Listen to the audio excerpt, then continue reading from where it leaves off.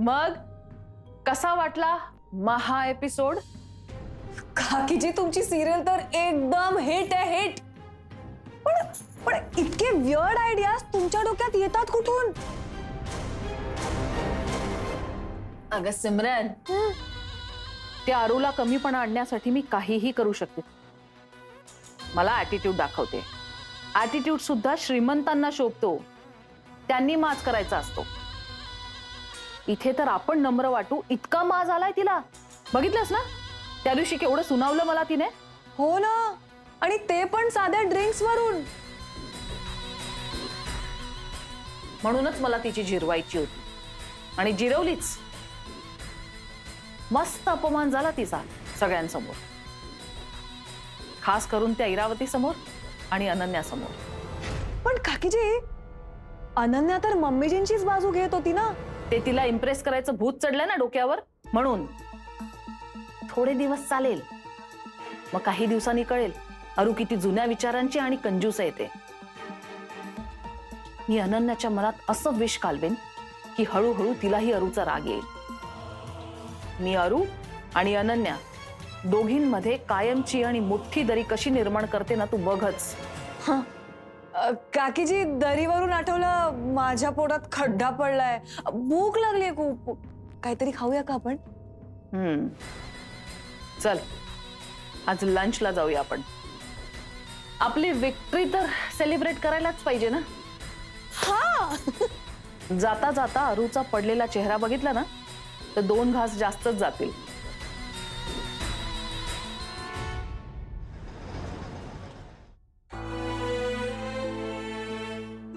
खाल्लं आईंनी? नाही, काकू खूपच अपसेट झालीये ग. उगाच झालंय हे सगळं. अगं पूर्वा, मी होते आईंसोबत किचन मध्ये. मी बघितलंय त्यांना जेवण बनवताना. त्यांनी हाताने वाटलेला मसाला वापरला, बाहेरचा मसाला नाहीये ग वापरलेला. बहिणी, मला पण खात्री आहे काकूची यात खरंच काही चूक नाहीये. मग हे असं सगळं कसं झालं? या घरात दुसरी पण माणसं आहेत हे सगळं करणारी. म्हणजे कोण? सिमरन का देविका काकू? दोघी. आय मीन, मम्माची आयडिया असणार आणि सिम्सने तिला मदत केली असणार. नाही ग पूर्वा, असं नाही करणार त्या. म्हणजे असं का करतील ना? बहिणी, तुला इथे आल्यापासून लक्षात आलं नाहीये का? मम्माला काकूबद्दल मेजर प्रॉब्लेम आहे आणि ती तिचा पॉइंट प्रूव्ह करण्यासाठी काहीही करू शकते. आणि सिम्स काय? सिम्स तर तिला फक्त ब्लाइंडली फॉलो करते. नाही पण हे वाद मतभेद वगैरे ठीक आहे ग, पण इतक्या खालच्या थराला का जातील त्या? बहिणी, तू खूप गोड आहेस ना, म्हणून तुला याच्यावर विश्वास बसत नाही. हे बघ, तू चांगली आहेस म्हणून तुला सगळी लोक चांगली वाटतात. मला पण मम्माबद्दल हे सगळं बोलताना बरं वाटत नाहीये, पण मला माहिती आहे हे सगळं मम्माच करू शकते. इनफॅक्ट तिने आधी पण असे भरपूर प्रकार केले, पण वहिनी तू आल्यापासून तिने काकूचा अपमान करण्याचं व्रतच घेतलंय. अगं नाही, म्हणजे त्यांचं वागणं कधी कधी ऑड वाटायचं, मला वाटतं इनफॅक्ट. पण त्या असं काही करतील हे जरा स्ट्रेंज आहे. पण पूर्वा, तू म्हणते जर ते खरं असेल तर आपल्याला लगेच हे काय आहे ते शोधायला हवं, नाहीतर बिचारे आई गिल्ट मध्ये राहतील. त्यांचा गैरसमज दूर करायला हवाय. त्यांची काहीच चूक नाहीये. बहिणी, पण आपण हे सगळं शोधून कसं काढणार? आय मीन, प्रूफ कसं करणार? मी सांगते, चल माझ्या बरोबर ये. पूर्वा, या रूम मध्ये जास्त माशांचा वास येतोय का घरभर घमघमाट पसरलाय म्हणून येतोय? नाही ग वहिनी, याच रूम मधून वास येतोय. बरं जाऊ दे, आपण शोधूया, काही सापडतंय का बघूया. अगं पण काय शोधायचं काय नक्की? मलाही नाही माहिती ग. हे असं करताना खरं मला काय खूप छान नाही वाटत आहे, पण आपल्याला आईंची मदत करायची आहे ना, म्हणून आपल्याला शोधावं लागेल. आणि हे देविका काकूंनी केलं याचं प्रूफ हवंय आपल्याला. तू काही सापडतंय का इथे शोध, मी तिथे बघते.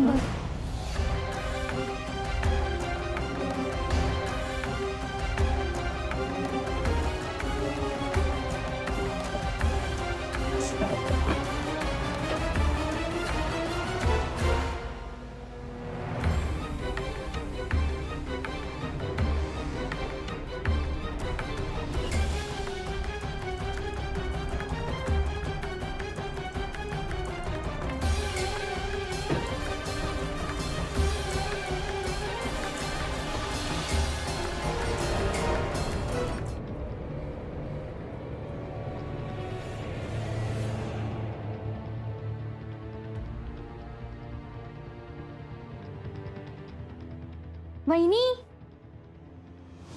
अगं हे बघ काय आहे.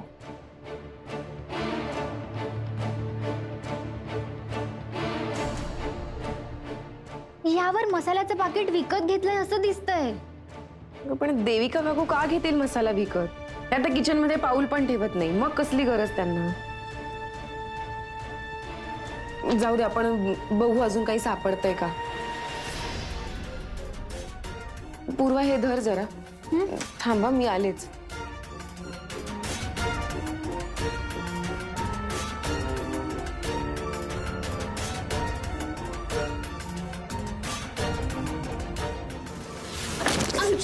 Sorry sorry. नाही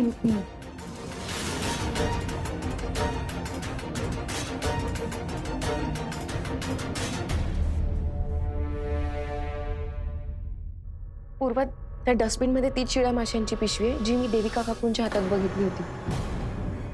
याचा अर्थ ते शिळे झालेले मासे आणि हे एक्सपायर झालेलं मसाल्याचं पाकिट हे देविका काकूंनीच आणलंय.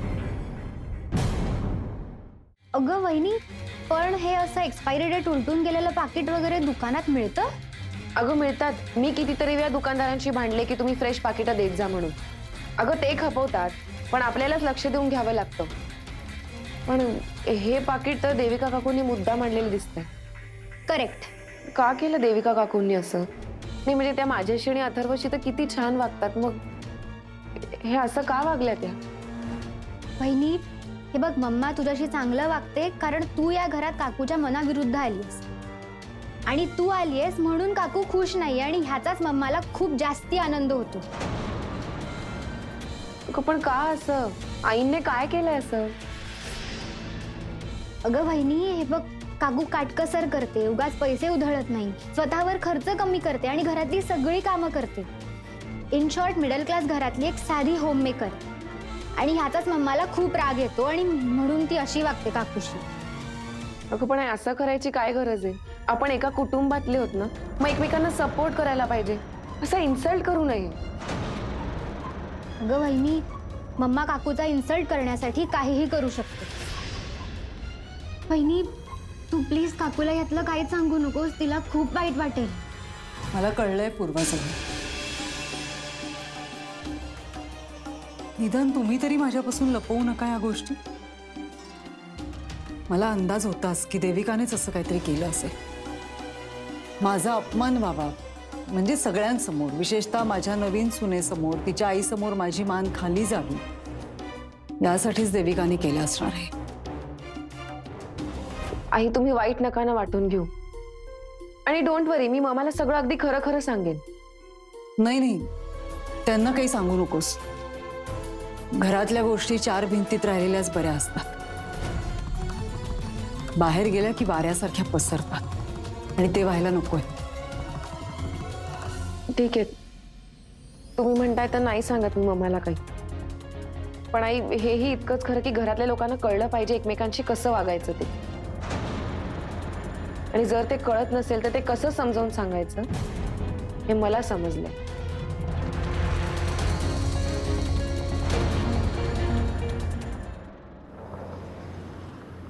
सर काहीतरी विचित्रच वागतायत. त्यांचं वागणंच कळत नाहीये. आधी नोकरीवरून काढून टाकलं आणि आता घर जावई होण्याची ऑफर देते. बघा, म्हणजे ही बेटर ऑफर आहे. तू हे फालतू काहीतरी बोलणार असेल तर मी आत्ताच जातो. अरे नाही रे, मस्करी करतोय. अरे हवेतच बोलायचं, मग काही बोलू शकतो आपण. माझं सगळं हवेतच आहे. जॉब, पैसे, हातात काहीच नाहीये. सगळं गळ्याशी आलंय माझ्या आशिष. माझ्याकडे जॉब नसल्यामुळे कुठली बँक मला लोन पण देणार नाही, आणि दिलं तरी थोडंसंच मिळेल. गहाण ठेवायला पण माझ्याकडे काहीच नाही. गाडी पण सेकंड हँडच, आणि घर खर्चासाठी पण थोडे पैसे लागतीलच ना. आणि घरच्यांपासून जॉब गेला हे लपवायचं म्हणजे हे असं बाहेर भटकत बसायचं. आणि या सगळ्यामध्ये आता ती घर जावई होण्याची ऑफर आली. क्रूर चेष्टा असते ना, तसं वाटतंय मला. अथर्व, म्हणजे तुला अगदीच गरज असेल तर मार्केटमधून उचल ना पैसे.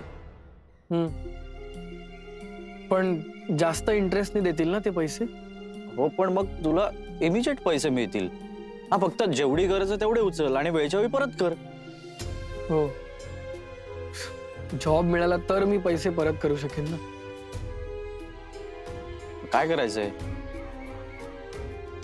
तुझ्या कोणी असा माणूस ओळखीचा आहे का? आहे तसा एक माणूस, पण तो खूप डेंजर आहे. त्याच्याकडून पैसे घेणं म्हणजे खूप मोठी रिस्क आहे. आई चहा घेणार?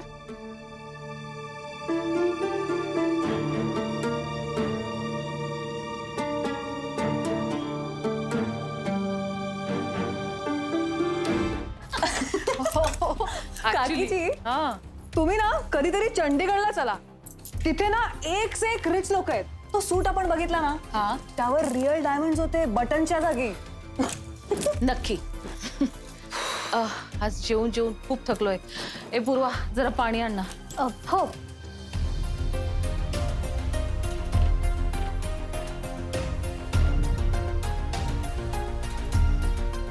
मम्मा, पाणी. थँक्यू.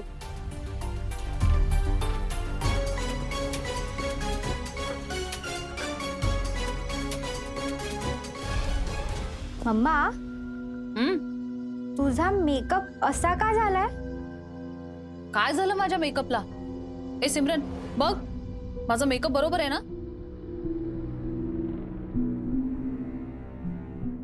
मेनू तो ऐसा कुछ नहीं दिखाई दे रहा है. मम्मा, अगं तुझा मेकअप ना पूर्ण चेहऱ्याभर पसरलाय. वहिनी बघ ना ग. बघू. बघ ना ग, सगळा मेकअप पसरलाय. हो ग, खरंच की. हो ग, खूप विचित्र दिसतंय. हो ना ग. आणि आता हे झालंच आहे तर पुसूनच टाका ना. नाही का ग? अगं जा ना, जरा मेकअप बॉक्स घेऊन ये ना. हो. अरे हा, अगं आज आम्ही खूप हसलोय. डोळ्यातून अक्षरशः पाणी येत होतं, म्हणून कदाचित मेकअप खराब झाला असेल. हाँ, वैसा ही होगा. Mamma, thank you.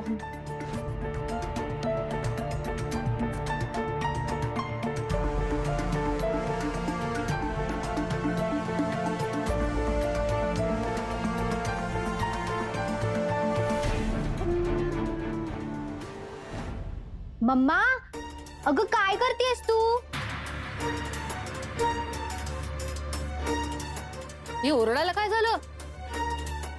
अगं ते बघू माझ्याकडे काय. अगं,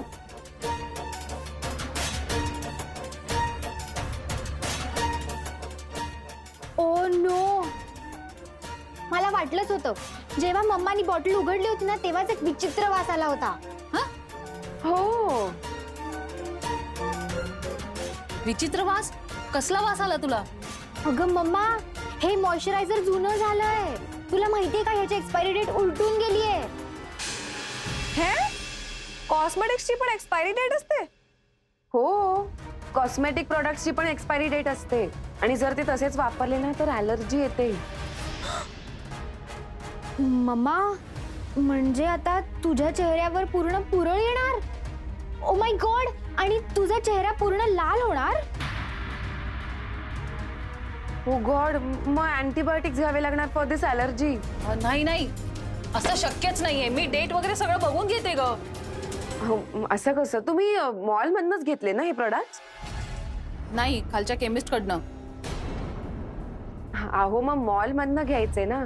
हे असे छोट्या दुकानामध्ये असे एक्सपायर झालेले जुने खराब प्रोडक्ट्सच मिळतात. आणि मग लोकांना वाटणार की स्वस्तात मिळाले म्हणून घेतले, नाही का? आणि काकू, नेक्स्ट टाइम तुम्ही हे सगळे पदार्थ घ्याल ना तर त्याची बिल,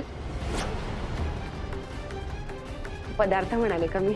पदार्थ नाही, प्रोडक्ट्स, सॉरी. हा, या सगळ्या प्रोडक्टची ना बिल ठेवत जा. म्हणजे कसं रिटर्न करायची वेळ आली तर सोपं पडतं ना. नाही तर मग लोकांना वाटेल की अरे हे प्रोडक्ट्स इथे कसे आले, किंवा स्वस्तात मिळाले म्हणूनच यांनी विकत घेतले असावे. असं नको ना, म्हणून. बाकी काही नाही. आणि हो, मेन म्हणजे त्याचं जे रॅपर असतं ना, किंवा जी पिशवी ज्याच्यातनं तुम्ही ते आणता, ती तिथेच डस्टबिन मध्ये नका टाकत जाऊ. नाहीतर तो लोकांना खात्रीच पटेल की ते प्रॉडक्ट्स तुम्हीच आणलेत म्हणून. असं नको ना व्हायला. मग तुम्हाला चान्स पण मिळणार नाही की अरे बाबा हे मी नाही आणलेत असं म्हणायचं. म्हणून बरोबर बोलते ना मी.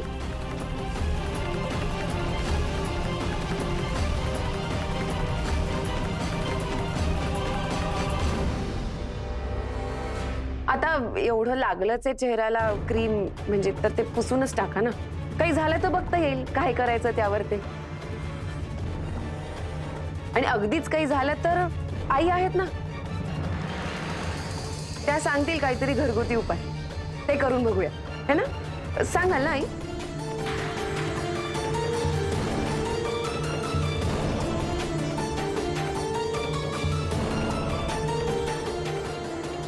हे टाकून देऊया ना आता.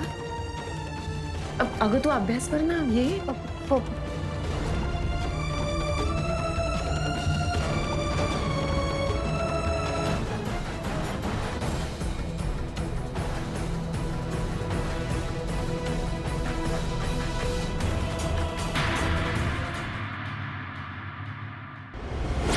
हे पूर्वा, जास्त शहाणी समजतेस का स्वतःला?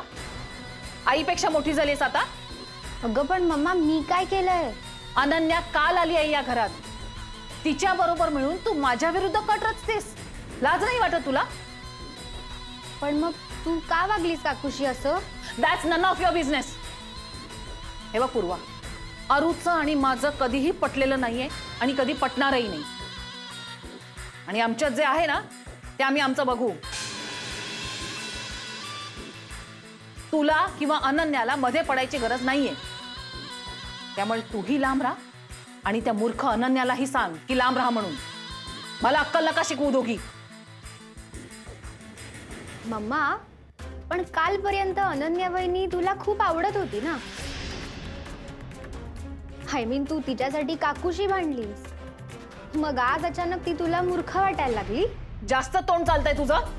हा, हे बघ, त्या दरिद्री अरुची बाजू घेऊन माझ्याशी भांडणारी मुलगी मूर्खच असू शकते. अगं तसं नाहीये ग मम्मा. तू विनाकारण काकूचा इन्सल्ट केलायस. ते कुणालाच नाही आवडणार. कोणाला काय आवडतं आणि काय नाही आवडत याने मला फरक पडत नाही. मला नाही आवडत तिचं कळकट राहणं. सिमरनलाही नाही आवडत आणि खरं तर अनन्यालाही नाही आवडलं पाहिजे. आणि अनन्या तर मम्मीजींच्या प्रत्येक गोष्टीत हांजी हांजी करते. तेच मला तर आता इरावतीवरच डाऊट यायला लागलाय. अनन्याला श्रीमंत सवयी लावल्यात की नाही काय माहित. अनन्या म्हणजे श्रीमंत लोकांना लागलेला कलंक आहे, कलंक. माझ्याशी अशी वागते ती. मी पुढाकार घेतला म्हणून तिचं आणि अथर्वचं लग्न होऊ शकलं हे विसरली आहे का ती? एवढ्या गडगंज श्रीमंत घरातली मुलगी असूनही अशी टिपिकल वागतेय ती. म्हणूनच अथर्वला आवडली वाटतं. मला वाटलं होतं अनन्या या घरात आली की आपली टीम स्ट्रॉंग होईल, पण नाही. अरुची साथ देऊन आणि तिच्या मागे मागे करून स्वतःचीच व्हॅल्यू डाऊन करून घेते ती. मला नडली अनन्या, मला. तुला माहित नाहीये अनन्या, तू कोणाशी वाईटपणा घेतलायस ते. बच्ची आहेस तू अजून. मी ठरवलं ना तर एका झटक्यात सगळं इकडचं तिकडे करू शकेन मी. खूप मोठी चूक केली आहेस तू, खूप मोठी, आणि चुकीला माफी नाही. आता तुला धडा शिकवल्याशिवाय मी स्वस्थ बसणार नाही.